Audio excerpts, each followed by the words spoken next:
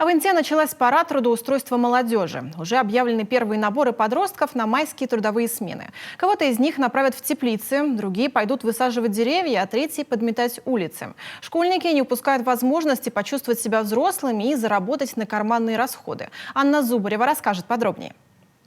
17 мая. Именно тогда подростки приступят к работе. Два учреждения дополнительного образования, станция юных натуралистов и Центр внешкольной работы постепенно формируют будущие трудовые отряды.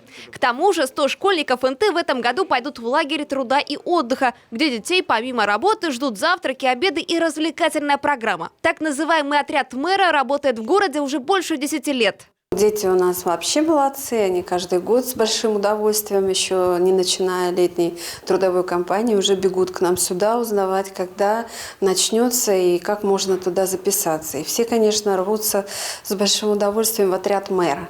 На станции юных натуралистов тоже всегда ажиотаж. Уже записались 25 ребят.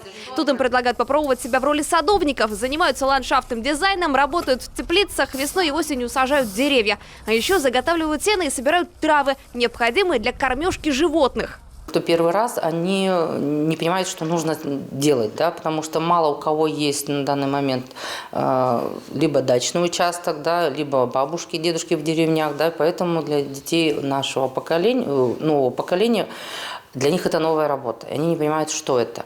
Но как только освоят новые знания, на работу так и тянет. Записываются затем на вторую, третью, четвертую смены. Если есть возможность, готовы остаться здесь на все лето. И, конечно, возвращаются через год. Ребята нам и подсказывают очень много разных идей, которые мы где-то упустили или, может быть, даже и не думали.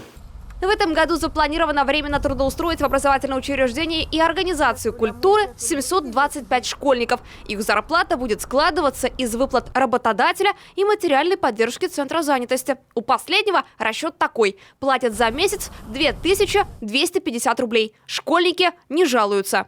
Очень любят всю работу, убирают город с удовольствием, не стесняются нисколько.